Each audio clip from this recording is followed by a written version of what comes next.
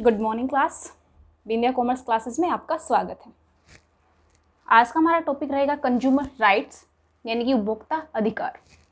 Consumer rights से पहले हमने इकोनॉमिक्स के 4 टॉपिक कर चुके हैं, ग्लोबलाइजेशन और सारी चीज़ें डिस्कस कर चुके हैं। ये हमारा लास्ट टॉपिक है इकोनॉमिक्स 10th की इकोनॉमिक्स का। तो आज हमारे पढ़ेंगे कंज्यूमर राइट्स क्या होते हैं, कंज्यूमर यानी कि उपभोक्ता को अधिकार क्यों दिए गए हैं, क्या क्या रीजन था।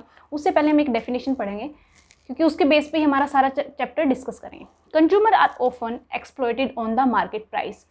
कहने का मतलब है कि कंज्यूमर को जो मार्केट प्राइस के ऊपर एक्सप्लॉइट किया जाता है, मतलब उनके साथ डिस्क्रिमिनेशन किया जाता है। मार्केट प्राइस अगर 100 रुपीज़ है तो हमें जिस यानी कि किसी भी चीज़ का, यानी कि अगर शूज़ का लेके चलो, शूज़ में उसका प्राइस है 100 रुपये, शूज़ का मार्केट प्राइस 100 रुपये, हमें मिलती है वो 110 रुपये में। ये क्या हो गया? एक्सप्लॉइटेशन हो गया। It arose out due to dissatisfaction of the consumer as many unfair practice are being indulged in by the seller।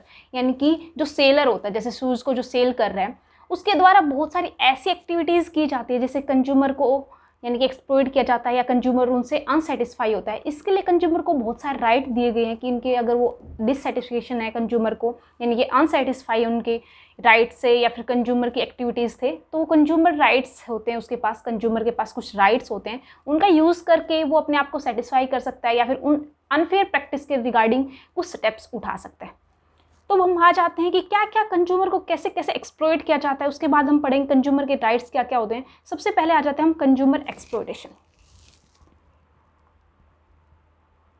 Consumer exploited, consumer को कैसे एक्सप्लॉइट किया जाता है, कैसे किया जाता है। सबसे पहले आ जाते हैं हम एमआरपी, यानी कि मार्केट प्राइस या एमआरपी। तो इसमें सबसे पहले कैसे किया जाता है, सबसे पहले हम आ जाते हैं, यानी हमने शूज का एग्जांपल लिया था, एमआरपी 100 रुपये है किसी भी चीज़ का, अगर वो कंज्यूमर को 110 रुपये में दे रहा है जो सेलर है, तो ये क्या हो गया? एक्सप्लॉइटेशन हो गया।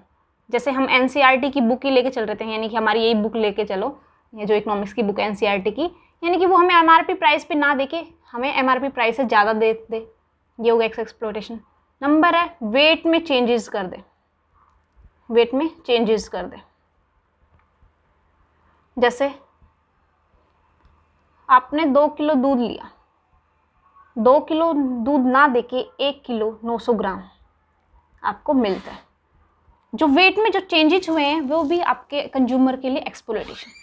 नंबर 3 है डिफेक्टिव प्रोडक्ट। जैसे आप आजकल सारे ऑनलाइन शॉपिंग करते हैं, देखता होगा ऑनलाइन शॉपिंग में बहुत ज़्यादा डिफेक्टिव प्रोडक्ट आते हैं। जैसे मैंने अभी एक बुक परचेज़ की थी ऑनलाइन, उसमें क्या हुआ कि 20 के जो प्रिंट था वो बिल्कुल इवन यानी कि ब्लैंक थे, जो पेजेस थे वो एक क्या होता है हमारा डिफेक्टिव प्रोडक्ट आ जाता है। नंबर 4 पे आ जाते हैं अडल्ट्रेशन।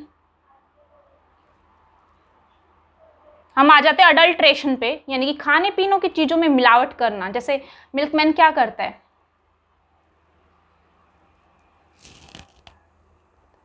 मिल्कमैन क्या करता है, जैसे आपको दूध देता है तो उसमें क्या करता है, दूध के अलावा पानी मिक्स कर देता है या फिर कुछ पाउडर वगैरह मिक्स कर देता है, वो होता है अडल्ट्रेशन। नंबर 5 आता है हमारा रॉन्ग इन्फॉर्मेशन। ये रॉन्ग इन्फॉर्मेशन वाला तो हर आदमी को नॉलेज होगी, जो ब्यूटी प्रोडक्ट यानी कि हर गर्ल्स को तो उसके बारे में 100% श्योरिटी होगी। जैसे आपने फेयर एंड लवली का एग्जाम्पल सुना होगा, सब इसका एग्जाम्पल देते हैं फेयर एंड लवली का। क्या होता है फेयर एंड लवली, क्या ऐड देता है कि आप 7 डेज यानी कि एक वीक यूज़ करके देखो, आपके कलर में चेंज हो जाएगा। यानी कि जो हमारी यानी कि ब्यूटी प्रोडक्ट होते हैं या फिर और भी बहुत सारे सेल को बढ़ाने के लिए, सेल पर्पज़ के लिए सेलर क्या होता है, रॉन्ग इन्फॉर्मेशन देता है अपने प्रोडक्ट के बारे में। या इस तरीके से आ जाता है हमारा कंज्यूमर एक्सप्लॉइटेशन। ठीक है, इस तरीके से कंज्यूमर को एक्सप्लॉइट किया जाता है, यानी कि उनका बहिष्कार किया जाता है, कुछ भी उनको डिससेटिस्फाई किया जाता है अपने प्रोडक्ट को सेल करने के लिए। ये सारी चीज़ें हम यहाँ पे पढ़ते हैं। इसके बाद आ जाते हैं कि इस तरीके से कंज्यूमर को एक्सप्लॉइट किया गया, उस एक्सप्लॉइटेशन से बचने के लिए यानी कि एक फॉर्म स्टार्ट की थी उसने, कुछ कंज्यूमर को राइट्स दिए गए हैं कि कंज्यूमर इन राइट का यूज़ कर सकते हैं इनके अगेंस्ट। वो कौन कौन से राइट्स हैं, आ जाते हैं कंज्यूमर राइट।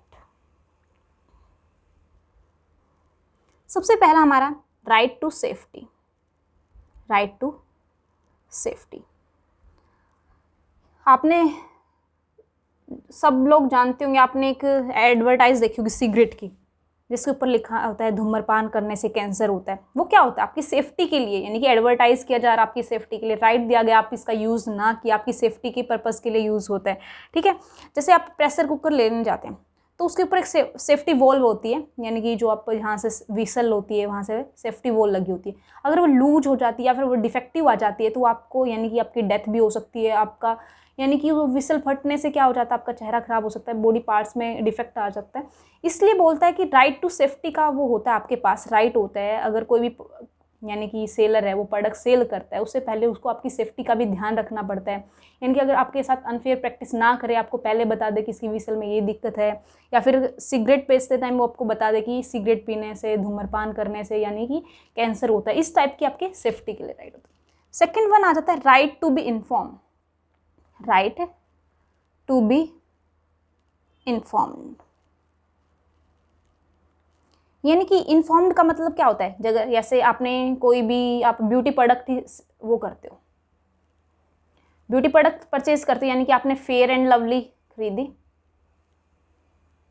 तो उसमें बता होता है कि हाउ टू यूज़, ये कब बना, इसके अंदर कौन कौन से इंग्रेडिएंट यूज़ हुए हैं, किस टाइप की स्किन के लिए ये यूज़ करना चाहिए, उसके साथ साथ कितने डेज़ के लिए ये बना हुआ है, कब इसकी मैन्युफैक्चरिंग डेट क्या थी, ये सारी चीज़ें राइट टू इन्फॉर्म में आती हैं।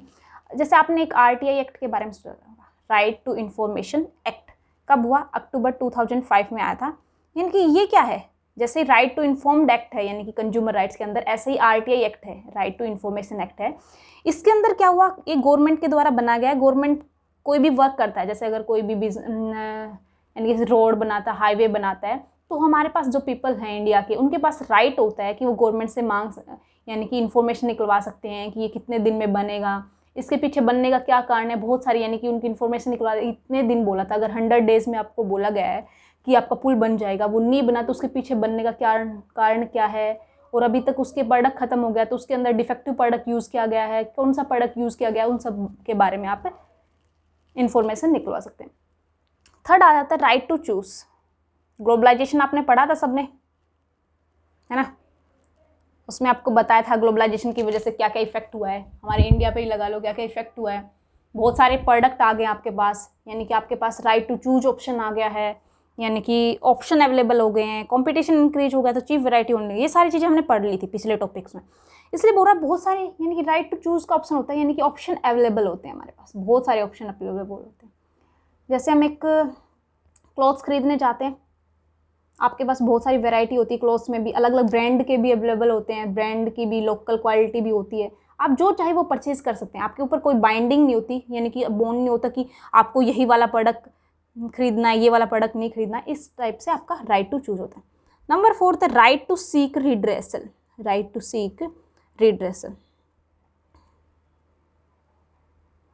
मतलब है कि किसी प्रोडक्ट के कारण आपको नुकसान हो गया, यानी कि आपने जैसे फेयर एंड लवली का प्रोडक्ट यूज़ किया था, उसकी वजह से आपके फेस पे यानी पिंपल्स हो गए हैं या फिर रैसेस हो गए हैं, पिगमेंटेशन हो गया, कुछ भी हो गया है, उससे क्या होता है आप यानी कि कोपरा एक एक्ट बनाया गया, उसके अंदर जाके आप फाइल कर सकते हो केस, आपको कंपनसेशन मिल जाएगा, यानी कि राइट टू सीक रिड्रेसल। ठीक है, इसके बाद हम कल के टॉपिक में पढ़ेंगे कि कोपरा क्या होता है, राइट टू कंज्यूमर एजुकेशन क्या क्या हैं, ड्रॉबैक क्या क्या हैं कोपरा के, कोपरा क्या होता है, ये सारी चीज़ें हम कल के टॉपिक में पढ़ेंगे।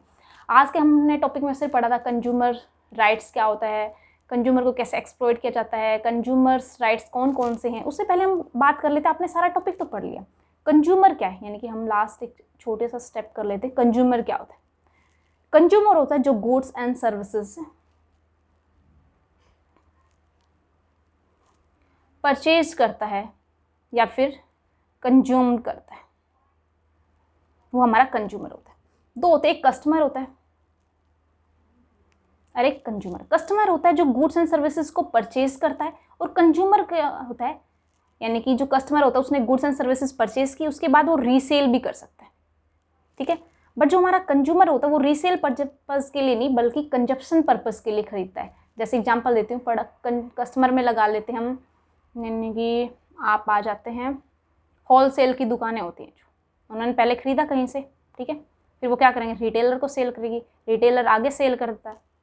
जो रिटेलर होता है जो लास्ट एंड फाइनल जो जिसको सेल करता है, यानी कि कंज्यूमर आ जाता है। कंज्यूमर को जो सेल करता है वो कंज्यूमर क्या होता है, जो उस चीज़ का कंजप्शन करता है। जैसे आपने शूज़ लिए, खुद के पहनने के लिए ये लिए होंगे, ये तो यानी आपने सेल पर्पज़ के लिए।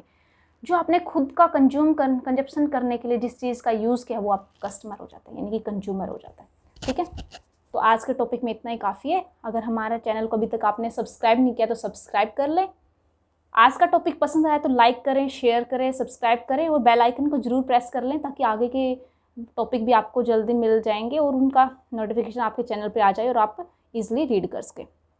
ठीक है, थैंक यू, बाय बाय।